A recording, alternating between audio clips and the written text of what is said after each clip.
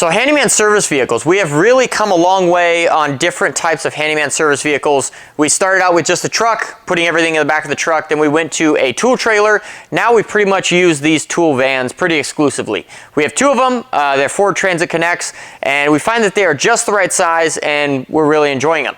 So I thought it'd be cool to kind of walk you guys through, one, how I organize everything in our Transit Connects, as well as what we particularly have on our trucks on any day, on a daily basis. So starting here at the top, we kind of have a cubby built out where we have all of our cordless tools.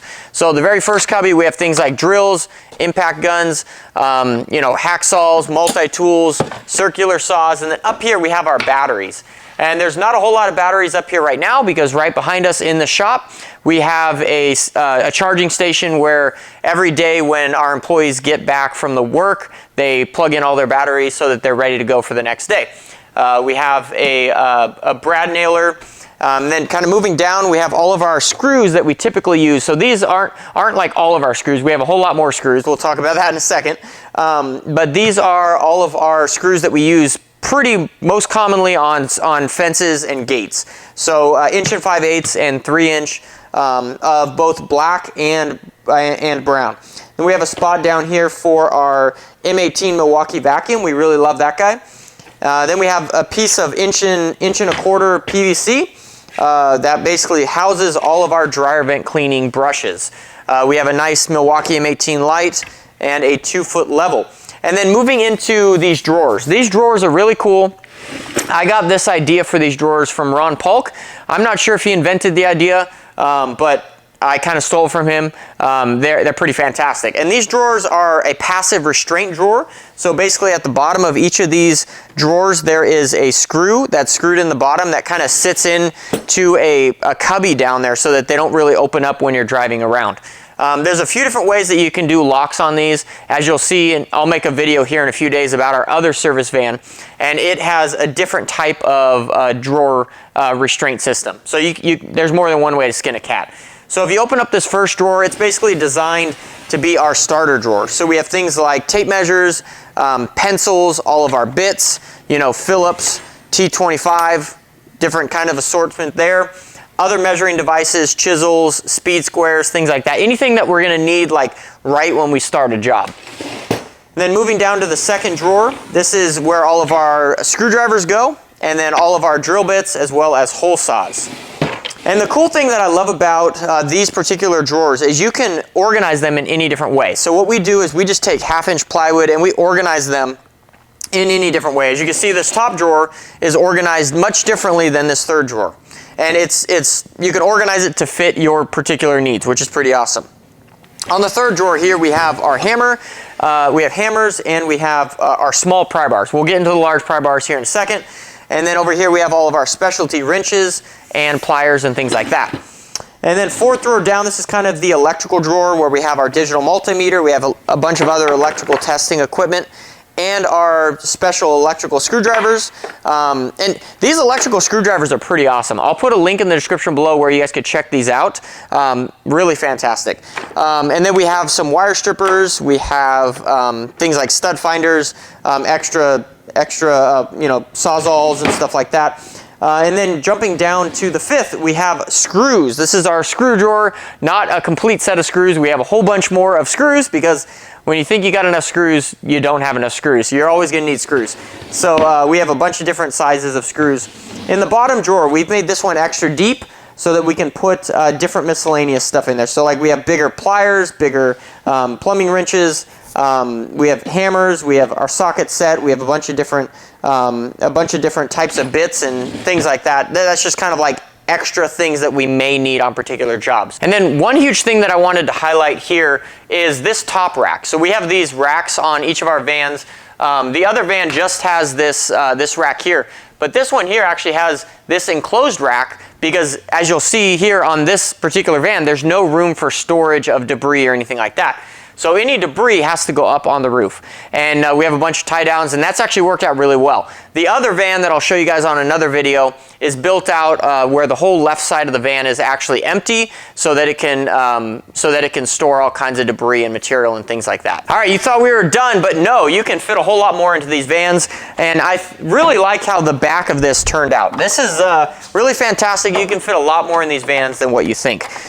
So basically here, opening up this back van, as you can see, it is jam-packed. We jam-packed this thing with as much storage as we possibly can. Starting over here on the left side, we basically have 4 drawers. And these are all, trade-specific drawers. So they're going to have specific stuff in it for specific trades. And I kind of stole this idea. I built this for our original tool trailer. I'll put a link up here where you guys can check that original tool trailer build out. And we basically built the same dimensions and everything like that into these drawers. So this top drawer is plumbing. And there's all kinds of miscellaneous stuff in here. We have attempted to organize it, but it still needs to be organized a whole lot more. Basically, the whole idea for this is to have everything you need for plumbing.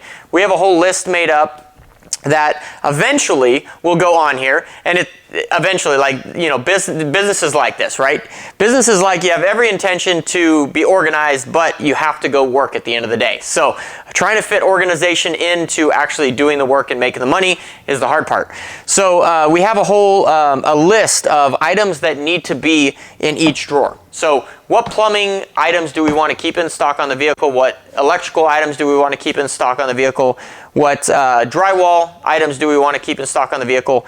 It's an evolving process. So we don't have everything in here. It's kind of thrown in here, but that's the plumbing drawer. And then moving down, this is the electrical drawer. And again, things are kind of thrown in there, but we have what we need. The technician knows what he needs. Obviously, there's a lot more organization that can happen, and organization is key to success, but at the end of the day, you have to work. So this is the electrical drawer. This is the miscellaneous drawer. So basically, it has a little bit of everything, and we have this one built out a little bit better than the other ones where it has certain cubbies laid out and things like that. But again, things are thrown in there because after you do many jobs, you start accumulating a lot of stuff. And then down here is our drywall drawer. And this drywall drawer has all kinds of drywall stuff that we would typically need for a typical drywall repair that we do.